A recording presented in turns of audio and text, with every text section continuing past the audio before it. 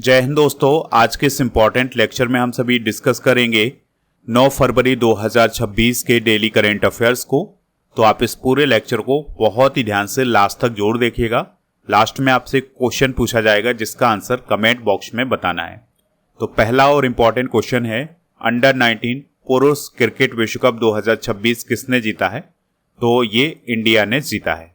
ठीक है, और आपको याद रखना है कि अभी हाल ही में जो WPL 2026 है ये किसने जीता है? RCB ने जीता है। तो चलिए बात करते हैं अंडर 19 पुरुष क्रिकेट विश्व कप 2026 की। तो ये 15 जनवरी से 6 फरवरी तक आयोजित किया गया था और इसका आयोजन जिम्बाब्वे और नामीबिया देश में हुआ था और ये दोनों देश अफ्रीका महाद्वीप में है, ये बात भी आप नोट कर लें। और ये 50 ओवर के फॉर्मेट में आयोजित किया गया था। 16 टीमें इसमें शामिल हुई थी। अच्छा, जो 16 टीमें शामिल हुई थी उसमें एक टीम ऐसी थी जिसने इस विश्व कप में पहली बार हिस्सा लिया था, जिसका नाम है तंजानिया। और विजेता कौन रहा है? भारत। तो भारत ने 6वीं बार इस विश्व कप को जीता है। उप विजेता इंग्लैंड रहा है। Player of the series Vaibhav Suryavanshi रहे हैं जो कि भारत के हैं। और सबसे अधिक रन इस पूरे टूर्नामेंट में बनाए हैं वेन मेयस ने, जो कि इंग्लैंड के हैं। इन्होंने 444 रन बनाए हैं। सबसे अधिक विकेट लिए हैं मैनी लम्सडेन ने, ये भी इंग्लैंड के हैं। इन्होंने 16 विकेट हासिल किए हैं इस टूर्नामेंट में। इस विश्व कप में कुछ इंपॉर्टेंट रिकॉर्ड भी बने हैं, उनको भी आप नोट कर लें। तो फाइनल में भारत ने 50 ओवरों में 9 विकेट पर 411 रन बनाए थे, जो अंडर 19 वर्ल्ड कप फाइनल में किसी भी टीम का अब तक का सबसे बड़ा स्कोर है। Under 19 world cup final one day में अब तक का सबसे बड़ा व्यक्तिगत स्कोर भारत के वैभव सूर्यवंशी ने बनाया है, जिन्होंने इंग्लैंड के खिलाफ फाइनल में 175 रन की पारी खेली थी। वैभव सूर्यवंशी ने इस टूर्नामेंट में सबसे अधिक छक्के लगाए हैं, 30 छक्के लगाए हैं और इन्होंने सबसे तेज शतक भी लगाया था 55 गेंदों में। अंडर 19 पुरुष क्रिकेट विश्व कप की हिस्ट्री की बात करें तो ICC के द्वारा इसका आयोजन होता है। 50 ओवर वाला ये फॉर्मेट है। 1988 में इसकी शुरुआत हुई थी। ऑस्ट्रेलिया में आयोजित किया गया था। सबसे सफल टीम भारत है जिसने 6 बार इसको जीता है। और इस टूर्नामेंट में अब तक कुल सबसे अधिक रन किसने बनाए हैं? इयोन मॉर्गन ने 606 रन। सबसे अधिक विकेट बेस्ली मडेवेरे ने लिए हैं और कोयना मफाका ने। भारत ने कब कब इस विश्व कप को जीता है? सन 2000, 2008, 12, 18, 22 और 26 में। 1998 में यह हर 2 साल से आयोजित किया जा रहा है। सतलज जल विद्युत निगम यानी SJVN लिमिटेड ने किस राज्य में 70 मेगावाट की सौर ऊर्जा परियोजना का संचालन शुरू किया है? आंसर हो जाएगा असम में। तो सतलज जल विद्युत निगम लिमिटेड ने असम के धुबरी जिले में अपनी 70 मेगावाट की सौर ऊर्जा परियोजना का संचालन शुरू किया है और पहली साल इसका जो उत्पादन होगा ये 141.13 मिलियन यूनिट प्रोडक्शन होगा। 25 वर्षों में इसका लक्ष्य है 3230 मिलियन यूनिट बिजली का उत्पादन करना। इसकी आधारशिला मार्च 2024 में PM मोदी जी के द्वारा रखी गई थी और इस परियोजना के माध्यम से पूर्वोत्तर के क्षेत्र में क्लीन एनर्जी को बढ़ावा मिलेगा। कुछ इंपॉर्टेंट करेंट अफेयर्स डिस्कस करते हैं। तो कोचीन अंतर्राष्ट्रीय हवाई अड्डा दुनिया का पहला पूर्णतः सौर ऊर्जा से चलने वाला हवाई अड्डा बना है। प्रधानमंत्री सूर्य घर योजना के तहत धोर्डो गुजरात का चौथा सौर गांव बना है। रिलायंस गुजरात के जामनगर और कच्छ में सिंगापुर से 3 गुना बड़ा सौर ऊर्जा प्रोजेक्ट बनाएगी। अंतर्राष्ट्रीय सौर गठबंधन का 107वां सदस्य मोल्दोवा बना है। दिल्ली विधानसभा पूरी तरह से सौर ऊर्जा से चलने वाली भारत की पहली विधानसभा बनी है। इंश्योरेंस फॉर ऑल बाई 2047 के तहत भारत का पहला 100% बीमा कवरेज हासिल करने वाला जिला कौन बना है? तो ये बना है अलवर जिला, जो कि राजस्थान में है। तो राजस्थान का अलवर भारत का पहला ऐसा जिला बना है जिसने इंश्योरेंस फॉर ऑल बाई 2047 के तहत 100% बीमा कवरेज हासिल किया है। यह उपलब्धि सरकार और insurance regulatory and development authority of India यानी IRDAI के प्रयास से की गई है। और दोस्तों इसका लक्ष्य है 10 साल से अधिक उम्र के सभी निवासियों को जीवन, स्वास्थ्य और संपत्ति बीमा से कवर करना। कुछ प्रथम घटनाएं डिस्कस करते हैं। तो त्वरित डिजिटल इनिशिएटिव अपनाने वाला पहला स्टेट मध्य प्रदेश है। विश्व की सबसे लंबी एक्सप्रेस वे सुरंग तियान सान सेंगली सुरंग है जो कि चाइना में है। 3 क्रिमिनल कानूनों को पूरी तरह लागू करने वाला पहला प्रदेश चंडीगढ़। सौर ऊर्जा से चलने वाला देश का पहला सीमावर्ती गांव मसाली गुजरात। देश का पहला डिजिटल म्यूजियम महाराष्ट्र। सेमीकंडक्टर नीति लागू करने वाला पहला स्टेट गुजरात। भारत के पहले लेखक गांव का उद्घाटन उत्तराखंड में किया गया है। बिहार सरकार द्वारा राज्य के पहले ड्राई पोर्ट का उद्घाटन बिहटा में किया गया है। अगला क्वेश्चन है वस्त्र पांडु महोत्सव का उद्घाटन किस राज्य में किया गया है? तो इसका उद्घाटन छत्तीसगढ़ में किया गया है। तो राष्ट्रपति द्रौपदी मुर्मू जी ने छत्तीसगढ़ के वस्त्र मंडल मुख्यालय जगदलपुर में वस्त्र पांडु महोत्सव का उद्घाटन किया है। 9 फरवरी तक ये आयोजित किया जाएगा। तो इसमें आदिवासी नृत्य, हस्तशिल्प, पारंपरिक आदिवासी व्यंजन और स्वदेशी वाद्य यंत्रों को शामिल किया जाएगा और इनका प्रदर्शन किया जाएगा और इसमें 700 से अधिक कलाकार हिस्सा लेने वाले हैं। प्रमुख महोत्सव डिस्कस करते हैं। तो अजंता एलोरा अंतर्राष्ट्रीय फिल्म महोत्सव हाल ही में संभाजी नगर महाराष्ट्र में आयोजित किया गया है 2026 वाला। वाटरशेड महोत्सव 2025 नागालैंड में। 56वां भारतीय अंतर्राष्ट्रीय फिल्म महोत्सव गोवा में। हॉर्नबिल फेस्टिवल नागालैंड में। रोलाने महोत्सव हिमाचल प्रदेश में। भारत श्रीलंका संस्कृत महोत्सव कोलंबो विश्वविद्यालय में आयोजित किया गया था 2025 में। 11वां भारत अंतर्राष्ट्रीय विज्ञान महोत्सव 2025 चंडीगढ़ में। उन्मेषा महोत्सव 2025 पटना बिहार में और हथेई मिर्च महोत्सव मणिपुर में आयोजित किया गया था। भारत की पहली क्वांटम घाटी कौन बनने जा रहा है?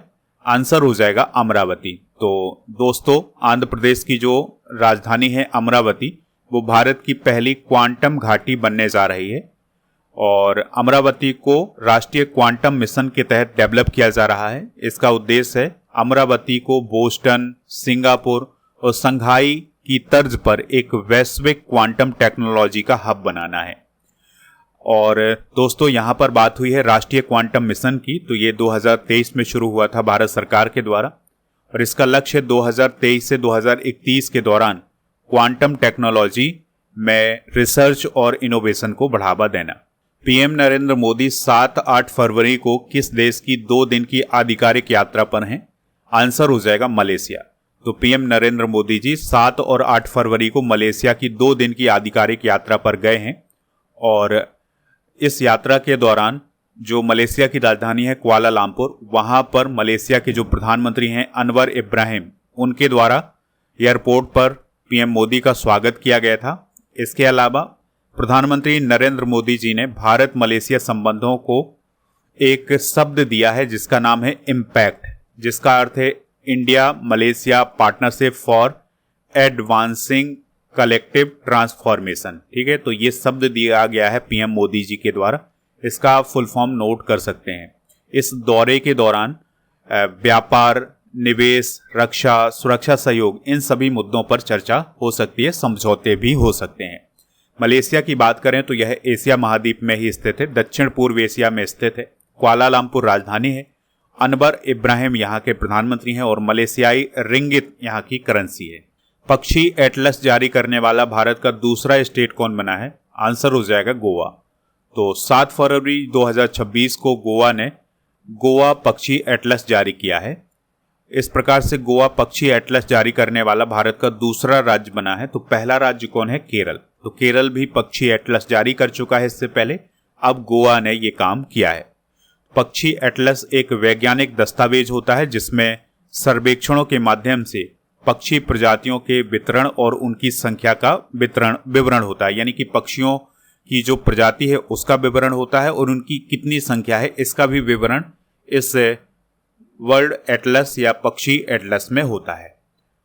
दोस्तों गोवा की बात कर लेते हैं। तो राजधानी इसकी पणजी है और राज्यपाल हैं पुष्पापति अशोक गजपति राजू। मुख्यमंत्री हैं डॉक्टर प्रमोद सावंत। 30 मई 1987 को गोवा पूर्ण राज्य बना था। गोवा में मुख्य रूप से भगवान महावीर राष्ट्रीय उद्यान है जिसे मोलेम राष्ट्रीय उद्यान भी कहा जाता है। अगला क्वेश्चन है एंटी ड्रोन प्रणाली तैनात करने वाला देश का पहला बंदरगाह कौन सा बना है? आंसर हो जाएगा VO चिदम्बरनार पोर्ट प्राधिकरण। तो तमिलनाडु में स्थित है वीओ चिदम्बरनाथ पोर्ट प्राधिकरण। तो ये देश का पहला ऐसा बंदरगाह बन गया है जहां एंटी ड्रोन प्रणाली तैनात की गई है। ठीक है, तो ये पोर्ट तमिलनाडु के तूतीकोरिन में स्थित है। इसका पुराना नाम तूतीकोरिन पोर्ट ट्रस्ट था और इसका नामकरण जो किया गया है यह स्वतंत्रता सेनानी वीओ चिदम्बरनार के नाम पर किया गया है। दोस्तों, भारत के कुछ महत्वपूर्ण बंदरगाह भी आप नोट कर लें, जैसे दीनदयाल, जिसे पूर्व में कांडला बोला जाता था, यह गुजरात में है। मुंबई महाराष्ट्र में। जवाहरलाल नेहरू पोर्ट ट्रस्ट है महाराष्ट्र में। और मोरमुगाओ गोवा में। न्यू मैंगलोर कर्नाटक में। कोचीन है केरल में। चेन्नई बंदरगाह है तमिलनाडु में। और कामराजार, जिसे पहले एन्नोर बोला जाता था, ये तमिलनाडु में है। वीओ चिदम्बरनार तमिलनाडु में। विशाखापत्तनम आंध्र प्रदेश में। पारादीप ओडिशा में। कोलकाता है हल्दिया सहित मतलब ये कोलकाता पश्चिम बंगाल में है। पोर्ट ब्लेयर बंदरगाह अंडमान और निकोबार में है। हाल ही में भारत का पहला आरआरबी सह ब्रांडेड रुपे क्रेडिट कार्ड किसने लॉन्च किया है? तो ये त्रिपुरा ग्रामीण बैंक ने लॉन्च किया है। तो दोस्तों, त्रिपुरा ग्रामीण बैंक ने अपनी स्वर्ण जयंती यानी 50 वर्ष पूरे होने पर एक ऐतिहासिक उपलब्धि हासिल की है और त्रिपुरा ग्रामीण बैंक ने अपने प्रायोजक बैंक पंजाब नेशनल बैंक के सहयोग से भारत का पहला आरआरबी सह branded RuPay credit card launch किया है, जिसका उद्देश्य है ग्रामीण वित्तीय आवश्यकताओं को पूरा करना। बैंकिंग से रिलेटेड कुछ इंपॉर्टेंट करेंट अफेयर्स डिस्कस करते हैं। तो आरबीआई ने फेडरल बैंक के ब्लैकस्टोन के रणनीतिक निवेश को हाल ही में मंजूरी दी है। आरबीआई ने बैंकिंग शिकायतों के लिए centralised receipt and processing centre की स्थापना की घोषणा की है। त्रिपुरा ग्रामीण बैंक ने भारत की पहली solar powered ATM van launch की है। आरबीआई ने नई विदेशी मुद्रा प्रबंधन विनियमन 2026 को अधिसूचित किया है और क्रॉस बॉर्डर पेमेंट प्लेटफॉर्म स्काइडो को आरबीआई से पेमेंट एग्रीगेटर क्रॉस बॉर्डर के रूप में कार्य करने के लिए अंतिम मंजूरी दी गई है। अगले क्वेश्चन की तरफ बढ़ते हैं, काफी इंपॉर्टेंट है। कोच वंश के दरांग राजाओं की विरासत के संरक्षण और पुनर्स्थापना की घोषणा किस राज्य सरकार ने की है? आंसर हो जाएगा असम सरकार ने। तो असम सरकार के द्वारा कोच वंश के जो दरांग राजा थे उनकी जो विरासत है उसका संरक्षण किया जाएगा और उसकी पुनर्स्थापना की जाएगी। ठीक है, तो असम सरकार ने ये हाल ही में फैसला लिया है। दरांग राज्य पर शासन करने वाला कोच वंश मध्यकालीन असम के सबसे शक्तिशाली राजवंशों में से एक था। इस राज्य की स्थापना विश्वा सिंघा ने की थी। महाराज नरनारायण के शासनकाल में कोच राज्य अपने शिखर पर पहुंचा था। युद्ध भूमि में उनकी तीव्र और बिजली की गति जैसी आक्रमण शैली के कारण उन्हें चिला राय की उपाधि दी गई थी। किसे? महाराज नरनारायणन को। उन्होंने थल और नौसैनिक बलों से युक्त एक सशक्त और सुव्यवस्थित सेना का निर्माण भी किया था। तो ये थे दोस्तों आज के करेंट अफेयर्स के क्वेश्चन। आप स्टडी करके ऐप को इंस्टॉल कर लें। प्रीमियम कोर्स वाले ऑप्शन पर जाएं, लूसेंट वाले कोर्स पर जाएं और यहाँ पर आप इस कोर्स को ज्वाइन कर सकते हैं। FAV 600 कूपन कोड यूज करना है।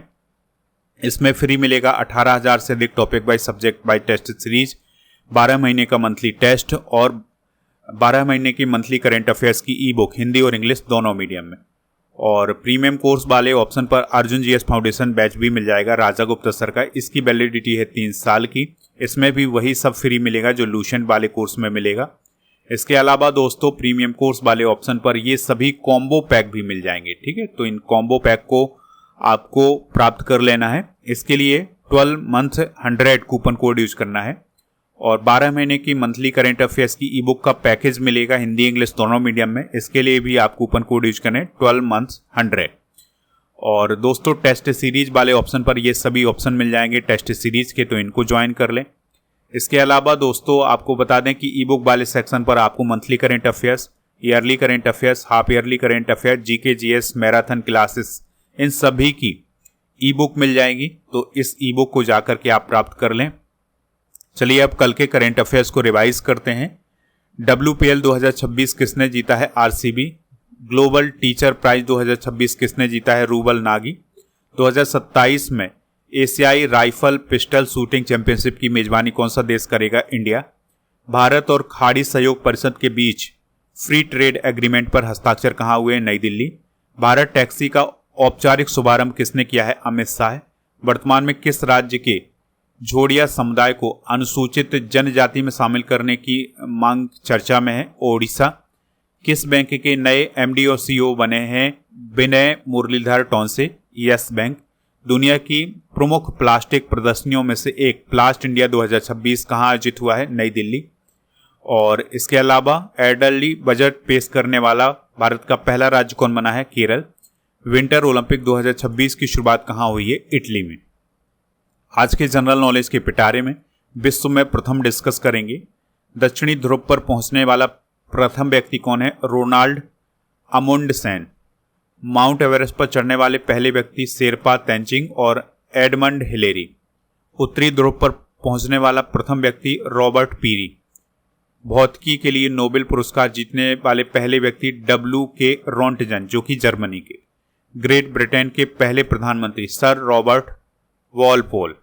अंतरिक्ष में भारत के पहले व्यक्ति राकेश शर्मा। रसायन विज्ञान के लिए नोबेल पुरस्कार जीतने वाले पहले व्यक्ति J.H. वेन थॉफ। संयुक्त राष्ट्र के पहले उप महासचिव लुइस फ्रीचेट। चंद्रमा पर कदम रखने वाले प्रथम व्यक्ति नील आर्मस्ट्रॉन्ग। नोबेल पुरस्कार जीतने वाले पहले भारतीय रविन्द्रनाथ टैगोर। दोस्तों, कल के करंट अफेयर्स में आपसे जो क्वेश्चन पूछा गया था उसका आंसर था 4 फरवरी। तो लगभग सभी लोगों ने इसका आंसर 4 फरवरी बताया है। आपसे पूछा गया था कि विश्व कैंसर दिवस कब मनाया जाता है, तो ये 4 फरवरी को मनाया जाता है। आज आपके लिए क्वेश्चन है, हॉर्नबिल फेस्टिवल भारत के किस स्टेट में मनाया जाता है? जो भी इसका राइट आंसर हो कमेंट बॉक्स में जरूर बताएं। स्टडी करके ऐप को इंस्टॉल कर लें तो यहाँ पर आपको बहुत सारी ई बुक PDF मिल जाएंगी। टेलीग्राम चैनल को ज्वाइन कर लें जिसका नाम है स्टडी कर ऑफिशियल। और दोस्तों, ऐप पर ये सभी ई बुक वाले सेक्शन पर ई बुक मिल जाएंगी, तो इनको जाकर के प्राप्त कर लें।